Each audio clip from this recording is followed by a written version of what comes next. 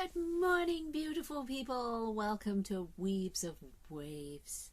Well, here I am with Puppy in a crate and Kitty on his bed, and everybody's quiet. You know, I'm not an experienced dog owner. It's my partner's dog, and he's learning how to be a dog owner. So I'm very fond of the dog. She's amazing. Her name is Sabre, and she's 1.5 years old, and we have rehomed her. We've adopted her. And yeah, it works out all in theory, but in reality it's also working out. It's just slow. And she whines an awful lot at night. I think she's got separation. She probably misses her mommy. Oh dear. And we're trying to do the best thing. And it brought home how much we always try and do the right thing, the best thing for other people around us. And I'm learning that it's not always the best thing for me sometimes. Here I am, lack of sleep, and I'm like, oh, okay. Luckily I'm not working today and it's raining out there. So, yeah, I can stay home and look after Puppy and Kitten, and it's going so well. It's going so well. So, yeah, they're doing the right thing for people. Getting involved in other people's lives and stuff, and I'm reading bits and pieces, and it's like, yeah, all my life I have tried to help. Yeah, I'm strong, I'm fit, I'm healthy, I think fast, I've had training in all kinds of different areas. I like to think I can help people, but it's an ego trip, and you know what? It's better if I didn't. People don't want to be helped. I remember as an acupuncturist, years and years and years, I specialised in taking pain away, and I was good at it, but people would always bring the pain back. It was like, it might take months, weeks, whatever, but they would also bring it back again. So it was almost like they're unwilling to let it go. And I got to the point where, what was the point? If I take it away from you for a little while, I'm giving you a release from the pain. Yeah, but you're going to have to look at why you're in pain. And that's not just physical pain. Physical pain, you can usually find a physical answer. But mental and emotional, that's usually tied in with the physical pain too.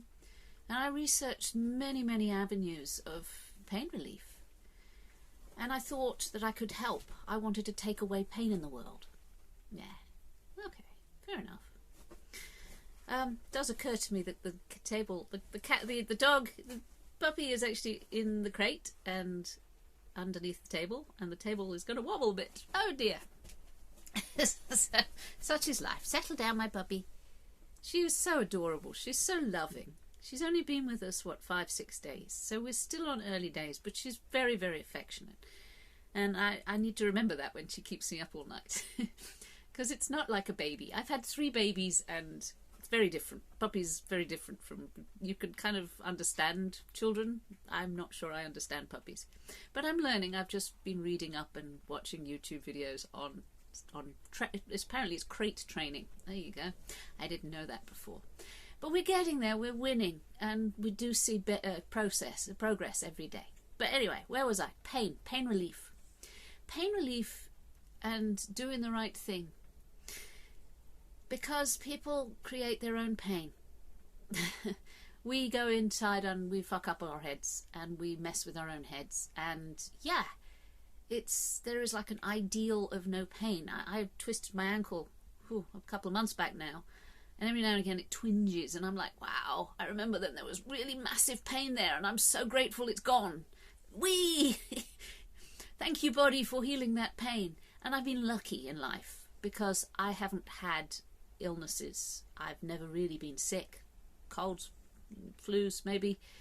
Injuries, slight injuries, but no, I'm not a person who knows quite what it's like intimately to be sick, to be broken, to be in a lot of pain that just goes on forever. I mean, twisting my ankle was bad enough, but I don't think it's quite childbirth levels. As I've had 3 kids, but childbirth is like, you're going to have an ending.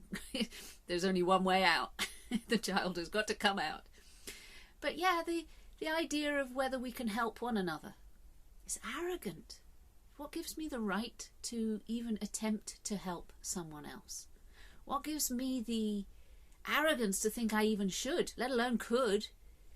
And it's like, whoa, you hit these levels of thought and you're like, God, all those years I tried really hard to help people. Why? Why was I feeling I just wanted to make a difference, and yet you don't?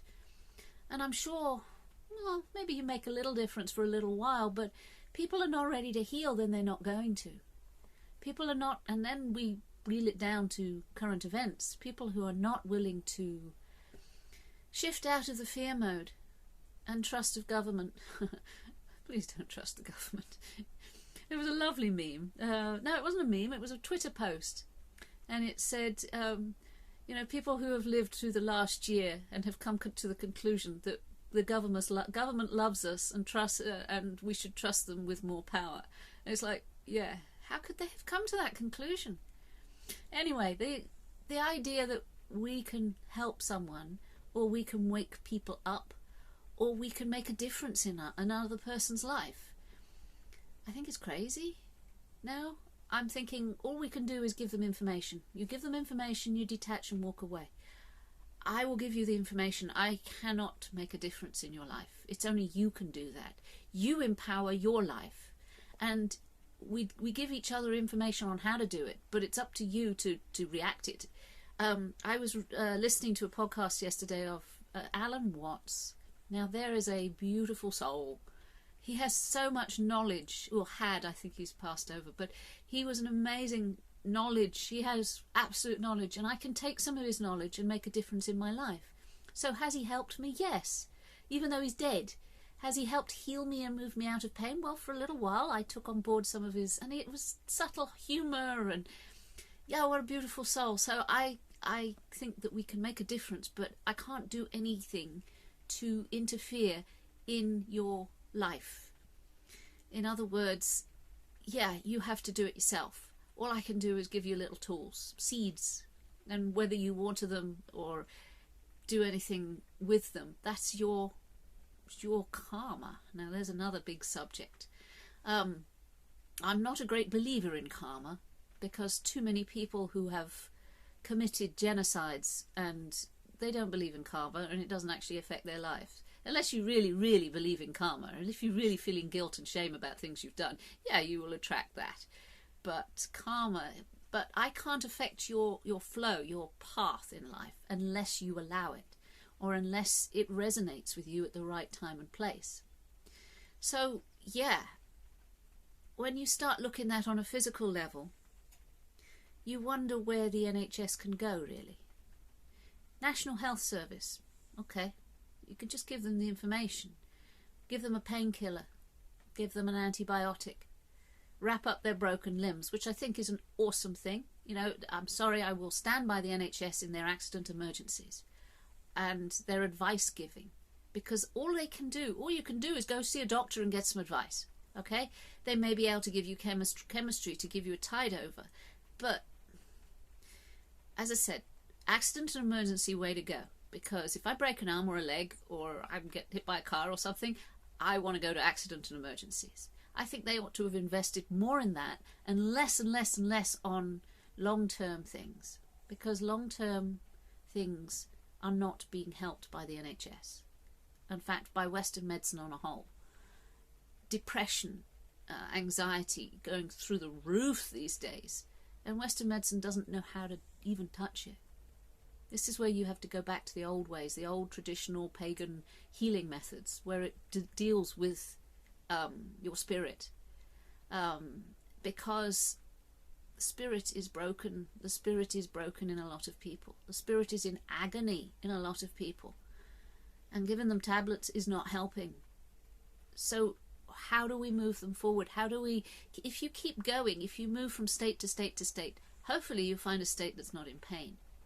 But if you get stuck, it's very, very difficult to move forward. And it depends so many things on variables. So how can you be analysed and diagnosed when you have so many different variables from everyone else around you? Chinese medicine base says don't look at the don't look at the the similarities. You find the differences. What is different within you that makes it so? So yeah, I went deep into that, trying to do the right thing. I'm actually going to pull back from that. I'm not an acupuncturist these days. I'm a gardener. So I thoroughly enjoy my job because it is like responsibility free. I stick my podcast on and I'm just weeding or clearing.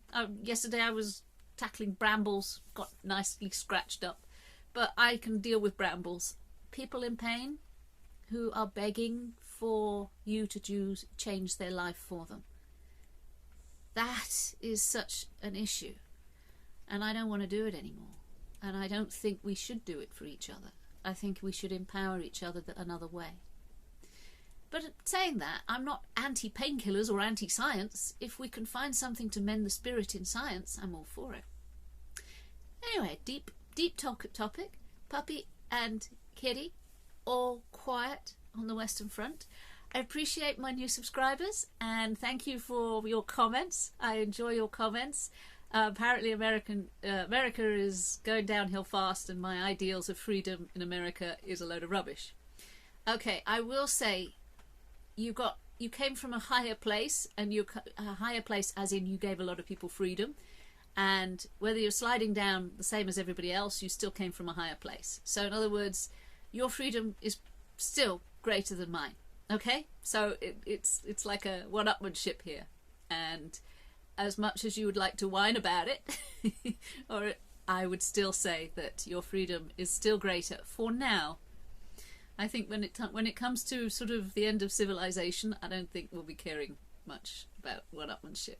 But I still have the ideal of America as the land of the free and home of the brave. I can't help it. It was how I was brought up. I crossed America from North Carolina to San Francisco, and it was one of the most beautiful countries in the world. Yes, it is a continent, one of the most beautiful continents in the world. And I loved it. I absolutely adored it. Would I want to live there? No. But I think the concepts of your founding fathers is something you should fight for. On that, absolutely. Whereas I'm not fighting for any queen and country over here. Sad that. Anyway, I love you lots. Take care of yourselves and each other. And I'm going to see if I can have a little nap while everybody's quiet. Take care. Bye now.